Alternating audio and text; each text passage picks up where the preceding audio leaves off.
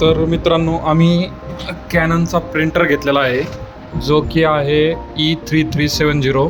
कॅननचा printer फ्लिपकार्टवर आम्हाला भेटलेला आहे हा.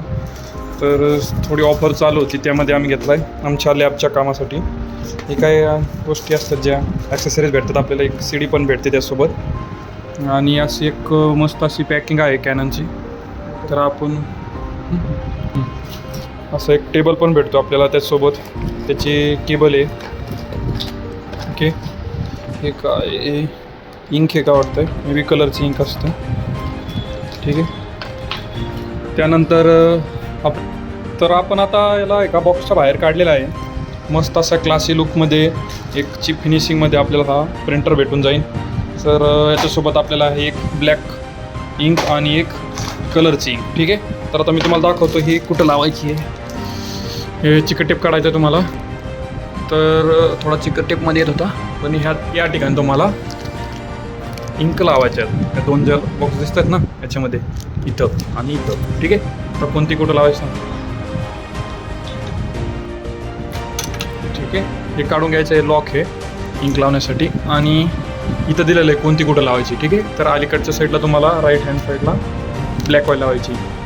याच्यामध्ये इथं जे मार्क आहे बघा, या मार्कला मार्क तिथं अटॅच करायचं आहे सेम बघा, इथं पण तसंच मार्क आहे. तर असं करून तुम्हाला या साईडने ती अटॅच करायची. ठीक आहे. ओके, अटॅच झालेली आहे ब्लॅकवाली.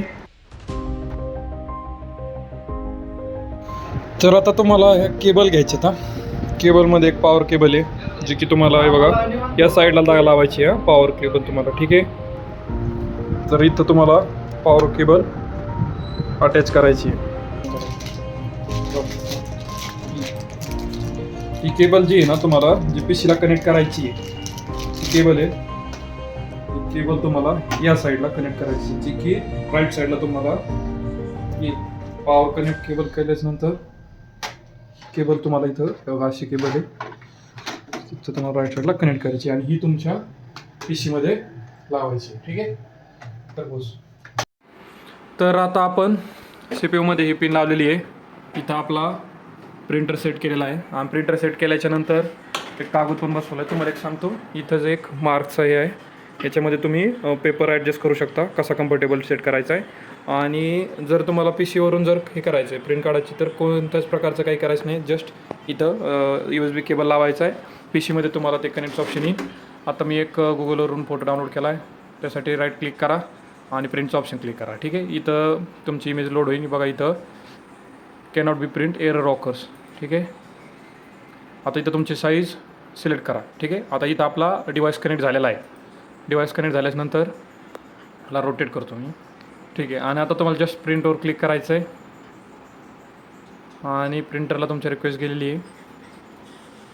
ओके. इथं प्रोसेस स्टार्ट झाली. कलर आणि ब्लॅक अँड व्हाईट. ठीक आहे. इथं पेपर पण घेतला तुमचा. माझ्याकडे व्हाईट पेपर नसल्यामुळं डायरेक्ट तुम्ही बघू शकता मस्त प्रकारे ते. आणि अजून एक गोष्ट बघा, तुम्ही पाहिलं असं कागद पण फोल्ड झाला होता, पण तरी त्यांनी जास्त एरर न देता व्यवस्थितरित्या प्रिंट केलेलं आहे.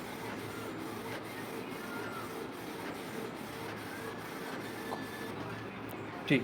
आता तुम्ही बघू शकता खूपच छान असा यांचा कलर ग्रेडियंट आहेत. असं तुम्हाला फील होणार नाही आहे की झेरॉक्स काढली किंवा कलर प्रिंट तर खूप छान आहे. माझा रिव्ह्यू तर त्याला 5 पैकी 5 राहील. ठीक आहे. हीच ती इमेज होती आणि हा प्रिंट. ओके. आणि जर अजून तुम्हाला काही जर अडचण आली ह्या प्रिंटरच्या विषयी, किंवा जर तुम्हाला हा प्रिंटर्स बाय करायचा असेल, तर तुम्हाला खाली डिस्क्रिप्शनमध्ये लिंक भेटून जाईल. आणि जरी काही अडचण आली तर कमेंट करा. ठीक आहे. खूप छान असं प्रिंटर आहे, नक्कीच बाय करू शकतात. ओके.